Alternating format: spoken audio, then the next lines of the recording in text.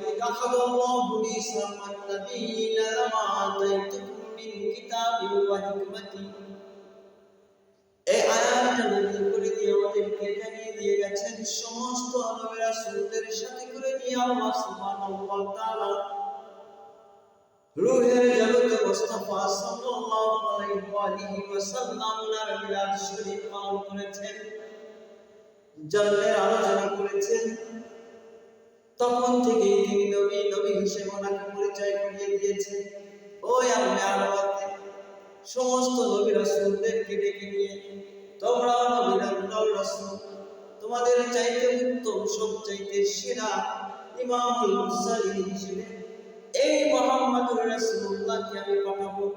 তোমরা জগতে যাওয়ার পরে সমস্ত মানুষগুলো সব উম্মতদের কাছে তোমরা বলবা আমাদের পরে আখিরি নবী আসবেন, আসমানে যার নাম রয়েছে আহমদ।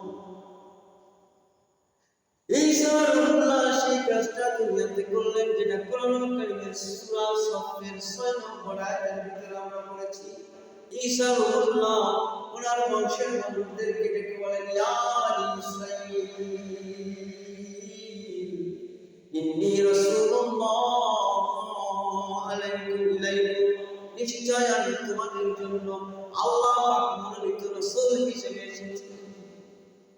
মুসাদ্দিকান লিমা বাইনা ইয়াদাইয়া মিনাত তাওরাত ওয়া মুবাশশিরা, আমি ওটা সত্য প্রমাণ করতে এসেছি, সত্য প্রচার করতে এসেছি।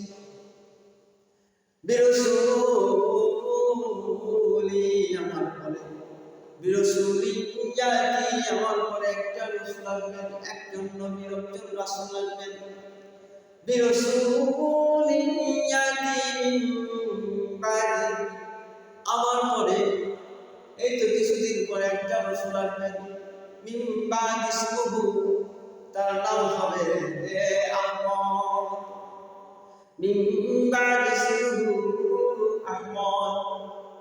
ঈসা রূহুল্লাহ নবীজি দুনিয়াতে আসার অনেক আগে, শত বছর আগে তার উম্মতের কাছে আমার নবীর মিলাদ শরীফ বর্ণনা করে গেলেন, আমার নবীর জন্ম বৃত্তান্ত বর্ণনা করে গেলেন। আল্লাহ সুবহানাহু ওয়া তাআলা রূহের জগতে জন্ম বৃত্তান্ত নবী হিসেবে প্রচার করলেন।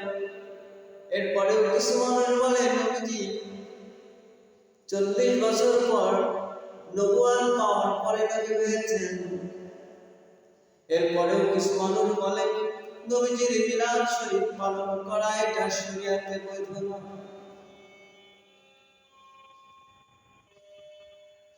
মানুষগুলো যেমন ইচ্ছা তেমন বলছে, মানুষগুলো যা ইচ্ছা তাই বলছে।